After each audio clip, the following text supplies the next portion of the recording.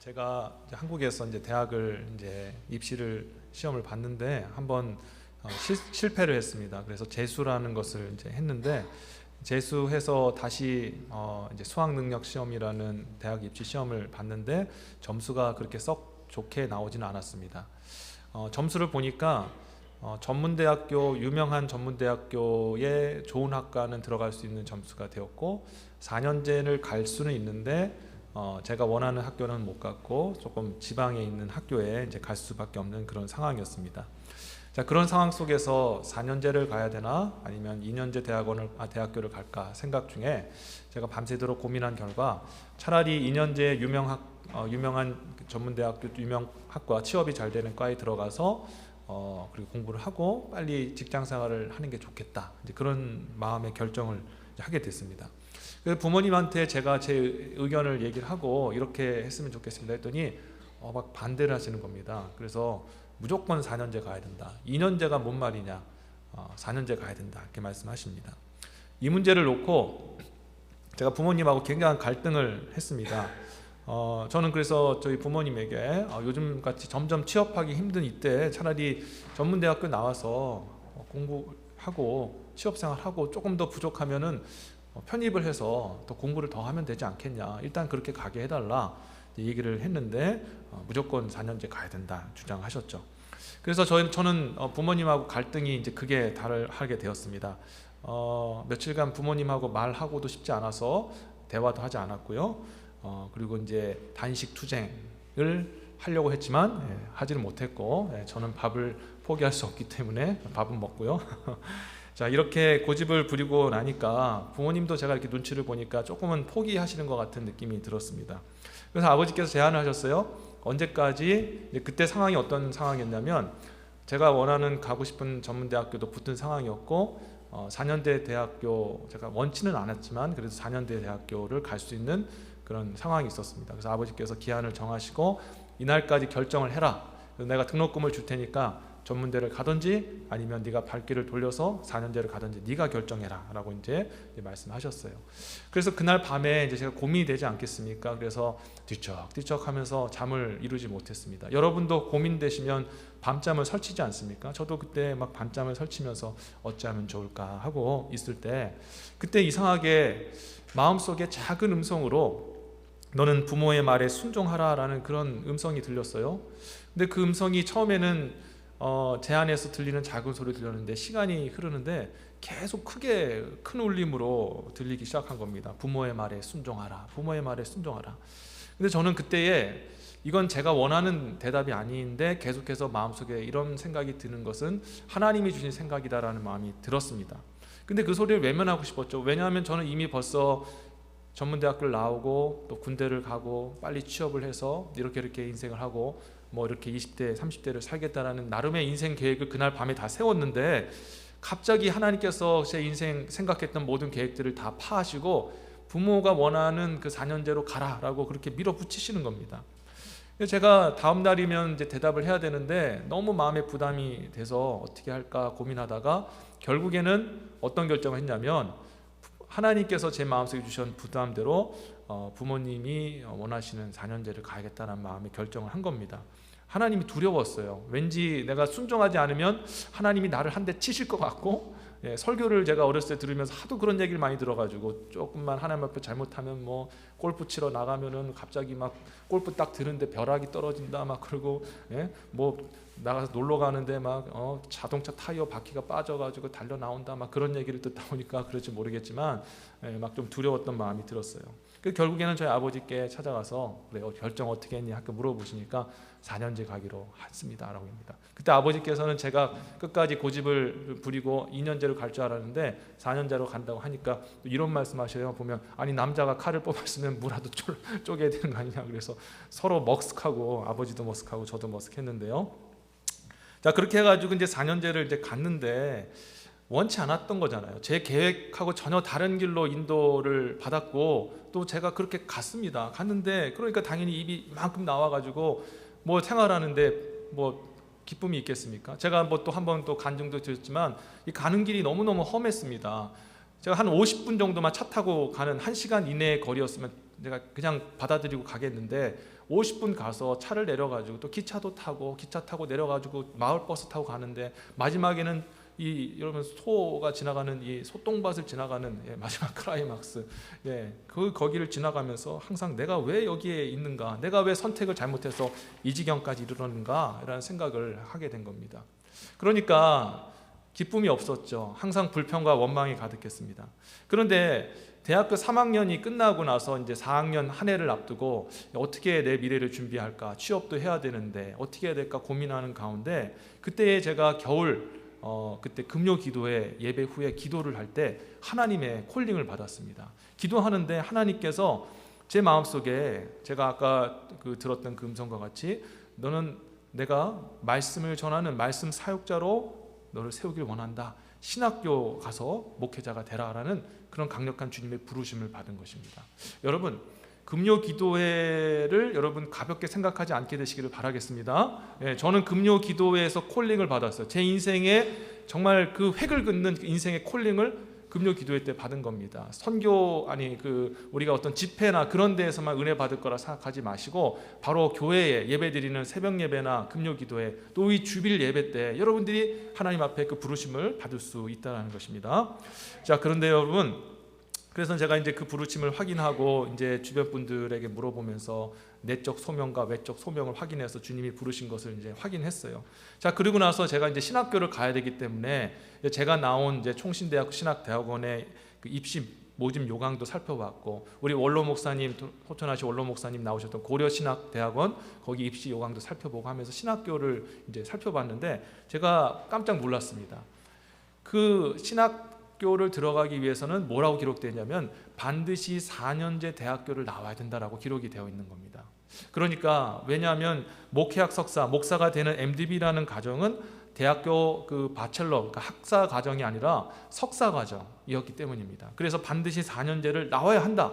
그래야지만 입학 원서를 쓸 수 있다라고 그렇게 기록이 되어 있었던 것이죠. 저는 그 입학 원서의 그 한 줄을 딱 보았을 때 정말 머리끝에서부터 발끝까지 전율을 느꼈습니다. 왜냐하면 하나님께서 그때 제가 전문대를 가야겠다라고 막 주장하고 있을 때 그 밤에 나타나셔서 부모 말에 순종하라 하면서 저의 인생길을 그렇게 밀어붙이셨거든요. 그때는 제가 하나님께서 왜 내 인생길을 이렇게 가게 하시는가, 그리고 대학 3년 다닐 때도 그런 마음을 가지고 하나님에 대해서 불평하고 오해하고 원망하는 마음을 가지고 살았는데 알고 보니까 하나님께서 저를 목회자 부르시기 위해서 그렇게 제 인생길을 여시고 다른 길로 인도하셨다는 것을 깨닫게 되었다는 겁니다.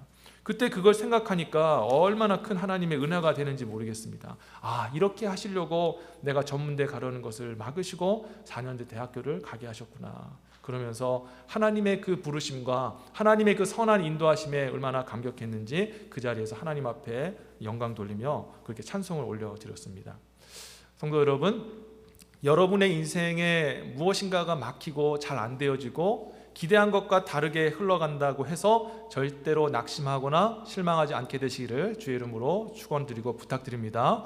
아멘. 왜냐하면 이것은 실패가 아니라 하나님 보실 때 여러분을 향한 또 다른 계획에 대한 시작이며 또 과정일 수도 있기 때문이라는 것입니다. 자, 오늘 함께 읽은 본문을 잠시 한번 살펴보자면요, 야곱이 이제 죽었습니다. 야곱이 죽고 나서 이제 야곱의 아들들이 남았는데 이 10명의 그 요셉의 형들, 베냐민은 이제 요셉의 동생이기 때문에 이제 아무 상관없이 그냥 서 있었을 것이고, 10명의 형들이 아버지가 죽고 나서 갑자기 요셉을 보면서 눈치를 보기 시작합니다. 그러더니 요셉을 두려워하면서 시키지도 않았는데도 요셉에게 머리를 조아리면서 이렇게 얘기하는 겁니다. 우리가 죄인입니다. 우리의 악행을 용서해 주십시오 라고 그렇게 요셉에게 머리를 조아립니다. 깜짝 놀랐죠. 형들이 왜 그럴까.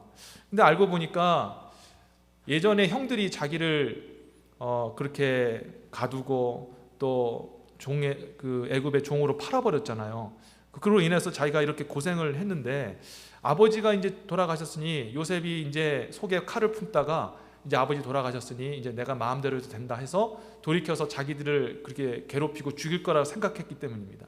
근데 문제는 요셉은 다 그 형들의 그 죄를 다 용서를 해줬거든요. 그런데 형들이 그렇게 자기 앞에서 머리를 조아리면서 죄인입니다, 용서해 주사니 얼마나 마음이 아팠겠습니까? 그래서 오늘 했던 말이 형들을 향해서 했던 말이 오늘 본문 창세기 50장 20절과 21절의 말씀입니다. 다시 한번 보겠습니다.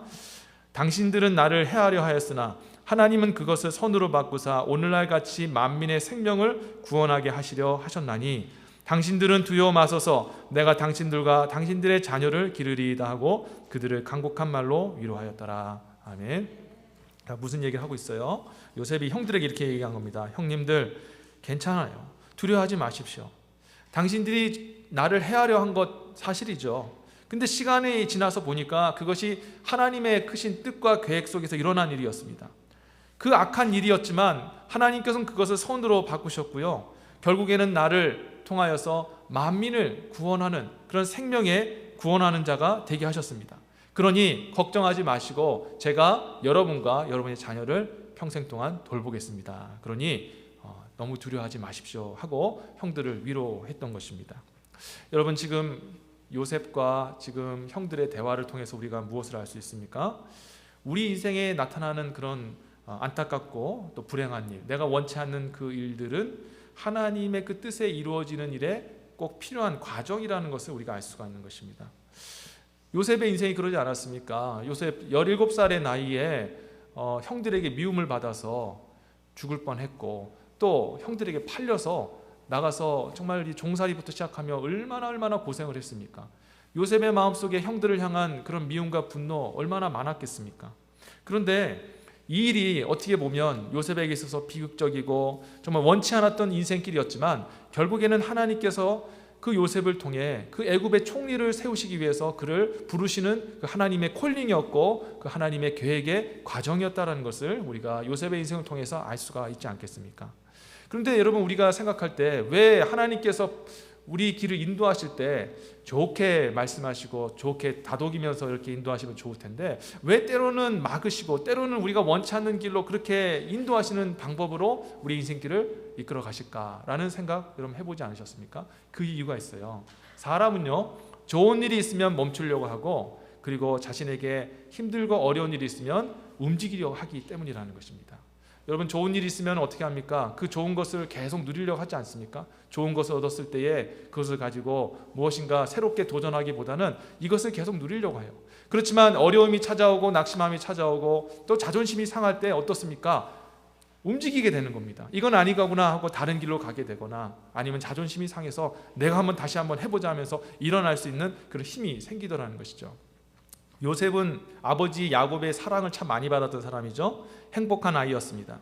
근데 요셉이 만약에 그런 아버지의 그늘 안에만 있었다면 요셉의 인생이 어떻게 되었을까요? 아마 요셉은 그냥 아버지같이 그리고 형들과 같이 양이나 치는 사람이 되었을 것입니다. 그런데 아버지 야곱을 따라서 양치는 사람이 아니라 하나님은 요셉을 통해서 온 모든 민족들을 살리시는 생명의 부양자로 세우기를 원하셨던 것이죠. 그런데 그 일은 쉽게 이루어지는 일이 아니었습니다. 왜냐하면 요셉이 애굽으로 가야만 했고 그 어려운 그 바닥부터 시작하는 그 모든 길을 겪어야 했기 때문이죠. 하나님께서 요셉에게 나타나서 자 가자, 내가 너를 애굽의 총리로 세우리라 그렇게 아마 불렀다면 요셉은 가지 않았을 겁니다. 왜냐하면 생각하면 고생이잖아요. 가서 아버지하고 떨어져야 되고 그리고 혼자 그 외국말을 익혀야 되고 거기에 문화에 적응해야 되고 하나님께서 요셉에게 내가 너의 야곱을 애굽의 총리 세우겠다라고 하셔도 막연하지 않겠습니까? 어떻게 제가 합니까? 하면서 저는 안 갈랍니다. 아버지 그늘 밑에서 편하게 사랑받으면서 아버지 하는 것처럼 양이나 치는 사람 되겠습니다. 그렇게 주저앉지 않았겠습니까? 그런데 하나님께서 요셉을 그렇게 강력하게 이끌어내심으로 인해서 결국에는 요셉이 하나님의 그 일들을 할 수밖에 없었던 그 길을 갈 수밖에 없게 되었다는 것입니다. 여러분, 그렇기 때문에 우리의 인생길에 어려움이 찾아오고 우리가 원치 않는 인생길이 열린다고 할 때 여러분 그것을 실패요 그리고 또 낙심함으로 생각하지 마시고 하나님의 우리를 향한 더 크고 놀라운 일들을 하나님께서 부르시는 하나님의 그 부르심이다라는 것을 여러분들이 다시 한번 하나님의 관점으로 바라보게 되시기를 주 여러분 축원합니다. 하나님은 절대 실수하지 아니하시는 하나님이십니다. 우리의 인생에 베풀어 주시는 그 하나님의 인도하심과 역사와 주권은 절대 실수가 없습니다. 여러분, 하나님은 실수하지 않으신다네라는 찬양에 보면 이런 가사가 있어요. 내가 걷는 이 길이 혹 굽어도는 수가 있어도 내 심장이 울렁이고 가슴이 아파도 내 마음속으로 여전히 기뻐하는 까닭은 하나님은 실수하지 않으심일세. 내가 세운 계획이 혹 빗나갈지 모르며 나의 희망 덧없이 쓰러질 수 있지만 나 여전히 인도하신 주님을 신뢰하는 까닭은 주께서 내가 가야 할 길을 잘 아심일세. 찬양의 고백인데 이게 우리의 믿음의 고백이 되어야 될 줄 믿습니다. 완전하신 하나님은 절대 실수하지 않으십니다. 우리의 인생에 찾아온 그런 문제와 어려움, 실은 실패라고 보지 말고 하나님의 시선에 볼 때는 당신의 뜻과 영광을 이루기 위한 그런 한 과정일 뿐입니다. 우리가 주님을 신뢰하며 나아가면 반드시 요셉과 같이 그 마지막 때에 하나님께서 우리로 하여금 영광을 받으시는 그 놀라운 길로 인도해 주실 줄 믿습니다.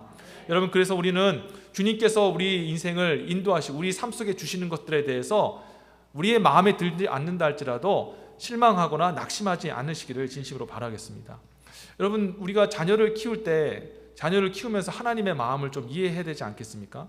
여러분들도 자녀를 키우면서 자녀들이 고집을 부리고 정말 눈에 뻔히 보이는 실패의 길, 잘못된 길로 갈 때 어떻게 합니까? 어떻게든 막아서려고 하지 않습니까? 아이하고 반목하고 감정이 상하는 것을 감수하면까지 그건 아니야, 그렇게 가면 안 돼 라고 얘기를 해주지 않습니까?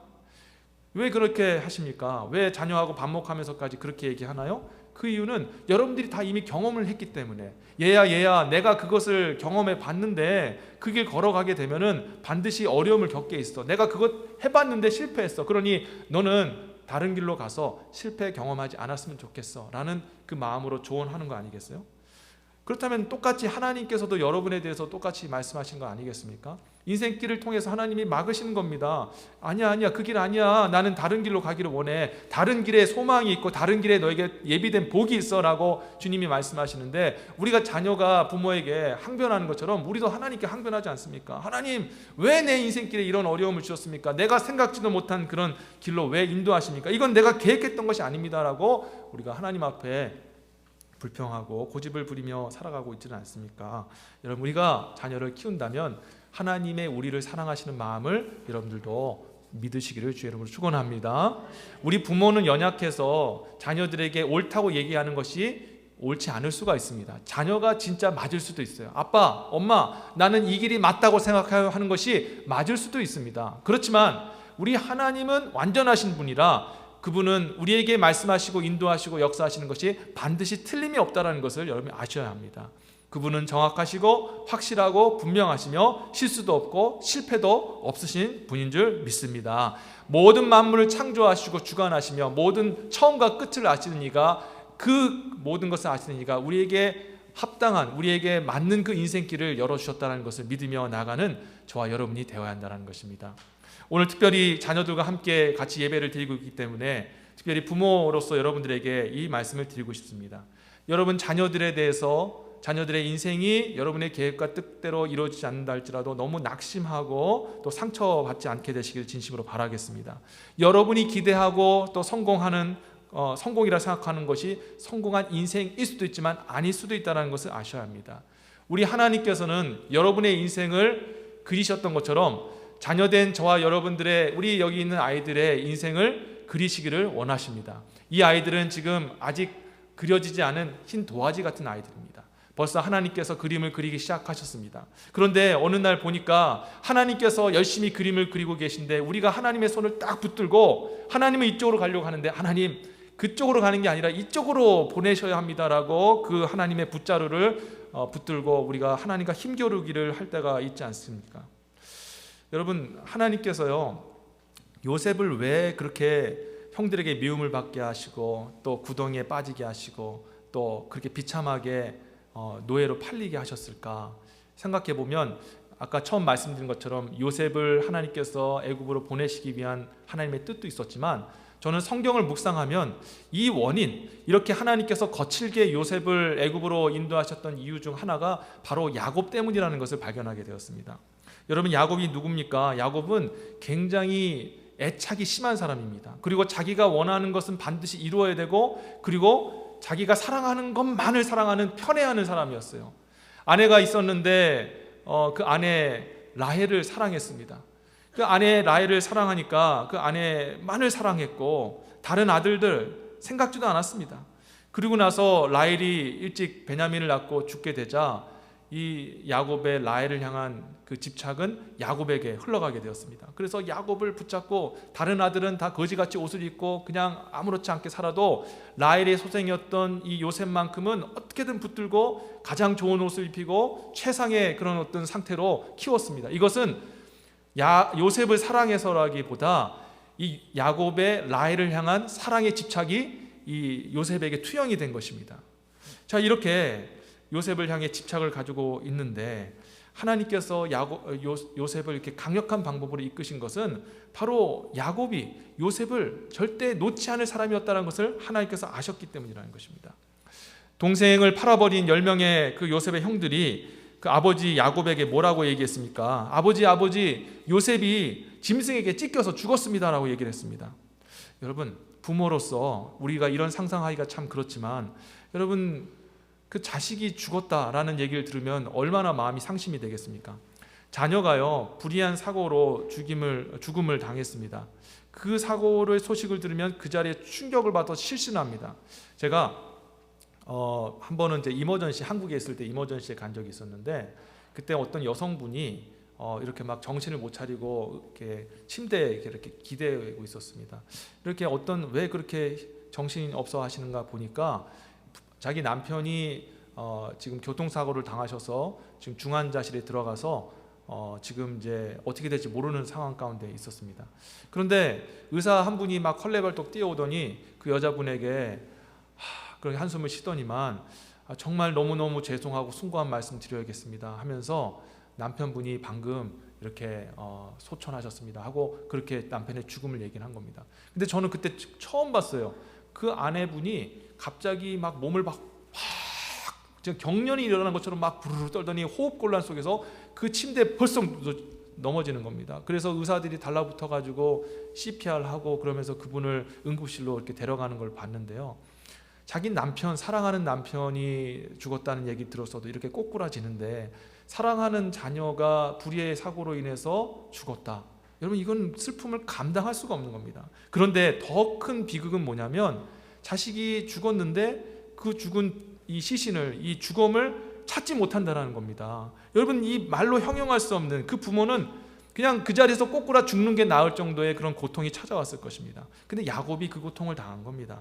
그래서 아들이 찾아와서, 아들이 아주 참 못됐죠. 아버지에게 가장 상처되는 말, 가장 사랑하는 아들, 그것도 사라졌습니다. 어디 갔는지 모르겠습니다라고 말하지 않고 동물로 찢겨서 죽었습니다. 못 찾습니다. 시신도 찾을 수가 없습니다라는 아주 그냥 비참한 이야기를 한 겁니다.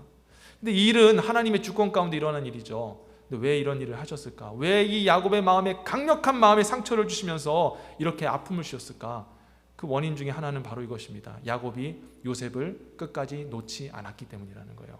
하나님은요, 저와 여러분들의 자녀들의 인생을 하나님의 손에 맡겨드리기를 진심으로 원하시는 줄 믿으시기를 바랍니다. 우리가 끝까지 내 자녀이기 때문에 집착하고 그리고 자녀를 붙잡고 나아가는 것은 오히려 하나님의 그 뜻과 영광에 방해가 된다는 것을 여러분이 아셔야 합니다. 성도 여러분, 부모로서 자녀들에게 최상의 사랑과 최선을 다하시되 그의 인생의 밑거름은 하나님이 그릴 수 있도록 하나님께 내어드리시는 저와 여러분 되시기를 주 이름으로 축원합니다. 그렇게 한다라는 것은 어떻게 하는 것입니까? 하나님께서 우리에게 주신, 아이들에게 주신 그 인생, 열어주는 인생을 주님께서 인도하신다라는 것을 인정하고, 하나님께서 비록 내 생각과는 맞지 않고 다른 길로 가고 있다 할지라도 주님이 이 아이를 선하게 인도하실 것입니다. 요셉과 같이 반드시 들어 사용해 주실 것입니다 라고 믿으면서 자녀들을 뒤에서 옆에서 지원하고 서포트해 주면서 그렇게 함께 걸어가는 것, 그것이 주님을 믿는 것이다 라는 것을 여러분 잊지 않게 되시기를 바라겠습니다. 여러분, 그래서 혹시나 그런 일이 있을 수도 있지 않습니까? 진짜 우리 자녀들이 잘못된 길로 가고 있다. 여러분, 그때는 어떻게 될까요? 기도하셔야 되는 거예요. 기도하셔야 됩니다. 하나님, 우리 자녀들, 우리 아이의 인생길을 주관하고 계신 하나님, 당신이 그림을 그리고 계신데 아버지, 제가 생각해도 좀 잘못된 길로 가고 있는 것 같습니다. 주여, 당신의 손으로 붙들어서 이 아이를 변화시켜 주시고 돌아오게 하소서라고 자녀를 위하여 간절히 기도할 때 하나님께서 여러분의 기도를 들으시고 자녀의 인생길을 다시 돌리셔서 옳은 길로, 하나님께 영광된 길로 인도해 주실 줄 믿으시길 주님으로 축원합니다. 아멘. 여러분, 우리가 이렇게 자녀들의 인생을 맡겨야 되고요. 뿐만 아니라 하나님께서 여러분의 인생 가운데서도 힘들고 어렵고 낙심되고 그리고 또 받아들이기 힘든 인생길을 인도하신다 할지라도 절대 낙심하지 말 것은, 저와 여러분들이 그런 인생길을 간다 할지라도 결국 하나님께서 저와 여러분들과 우리 자녀들을 요셉과 같이 생명의 부양자로 세우기를 원하시는 계획으로 우리를 인도하신다라는 것을 믿어야 한다는 것입니다.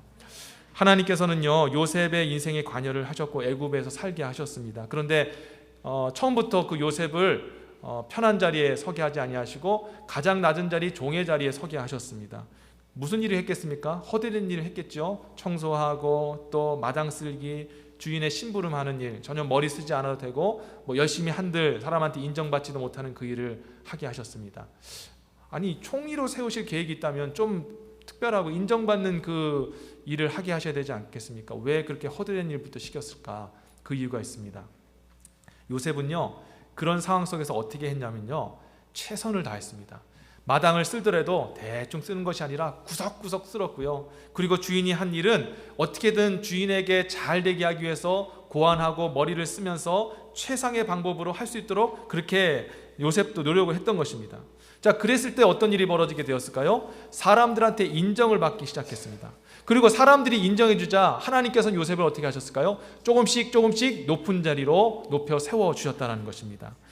성도 여러분, 여러분의 인생 가운데 하나님이 어떤 길을 열어주시던 어떤 일을 맡기시던 최선을 다하시고 거기에 탁월하신 여러분이 되시기를 주의 이름으로 축원합니다.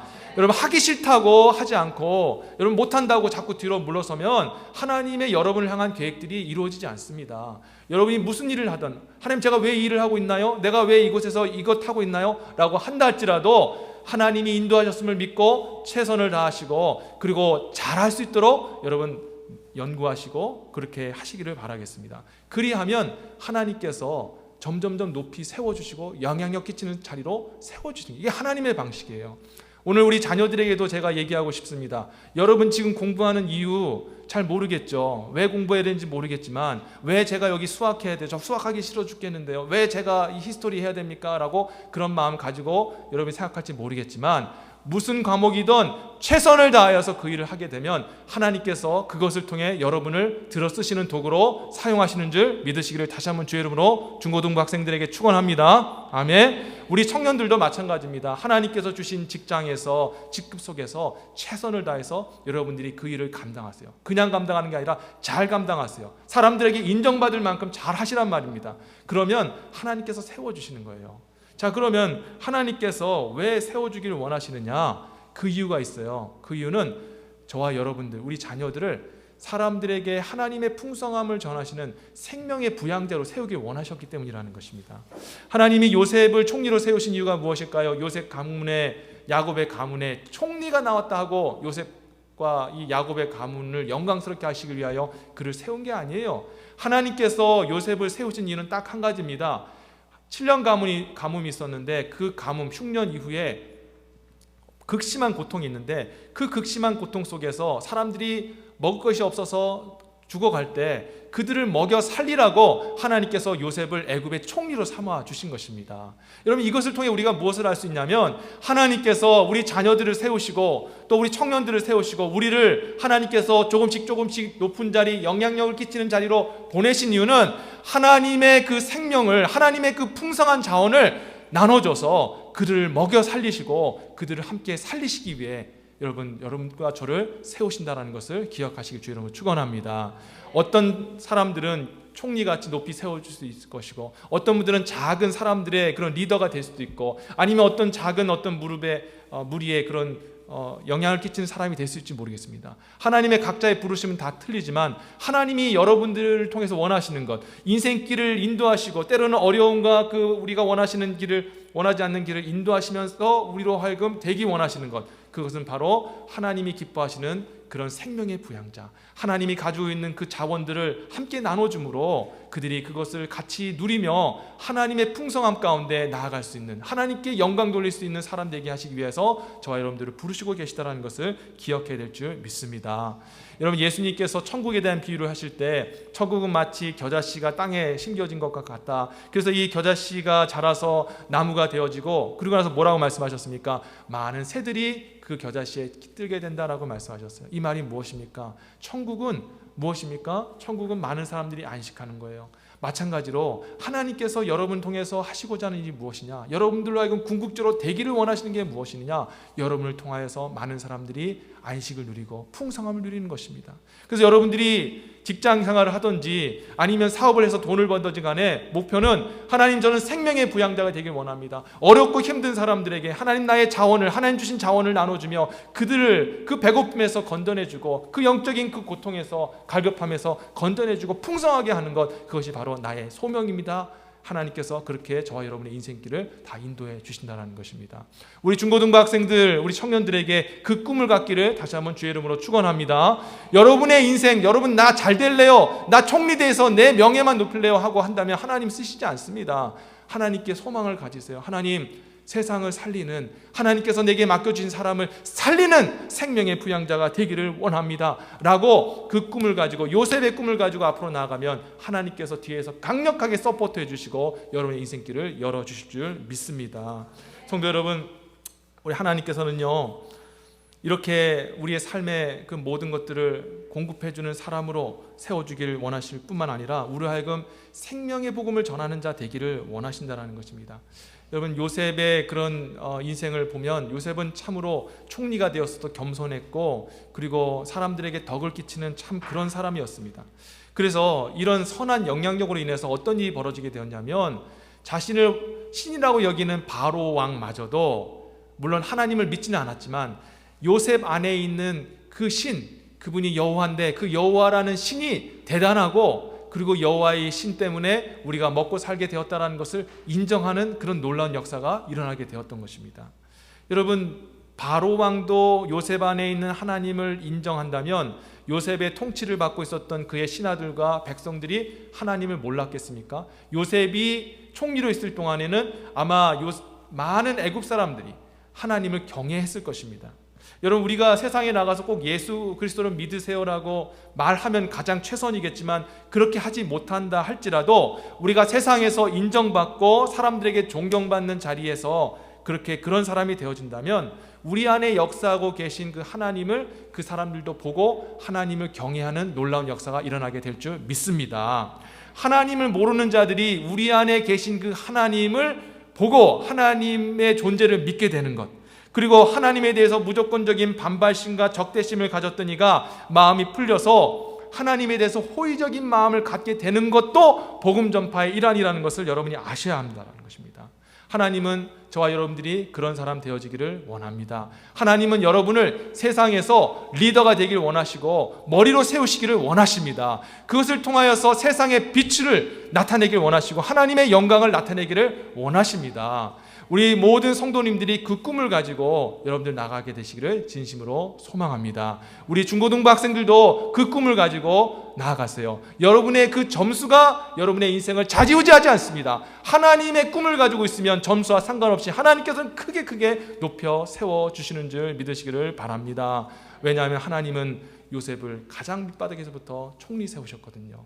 여러분, 종이 총리가 되는 일이 어떻게 일어날 수가 있습니까? 세상의 방식으로는 불가합니다. 가능하지 못하면 자격이 안 됩니다. 그러나 하나님은 하실 수 있습니다. 여러분, 점수에 목매지 마세요. 여러분, 성적표에 목매지 마시고 꿈이 있느냐 없느냐, 그것이 더 중요한 것이다라는 것을 여러분 기억하시기를 바라겠습니다. 성도 여러분, 이제 말씀을 맺도록 하겠습니다. 인생은 우리가 원하는 대로 열어질 수 있지만 원하지 않는 대로 흘러갈 수가 있습니다. 때로는 정말 하기 싫은 일을 해야 될 때가 있을지도 모르겠습니다. 그러나 그럼에도 하나님이 우리를 사랑하시고 우리의 인생을 붙들고 계시다면 그것마저도 하나님께 주신 가장 좋은 것이라는 것을 믿으시기를 주의 이름으로 축원합니다. 그리고 그것을 받아들이시고 여러분들이 그 안에서 하나님께서 주신 상황 속에서, 하나님 주신 그 사명 속에서 최선을 다하여 준비하며 나아갈 때 하나님께 때가 되면 여러분들을 멋지게 들어 사용하셔서 사람들에게 하나님의 풍성함을 전하고 하나님의 그 생명을 전하는 생명의 부양자로 멋있게 사용하게 되실 줄 믿습니다.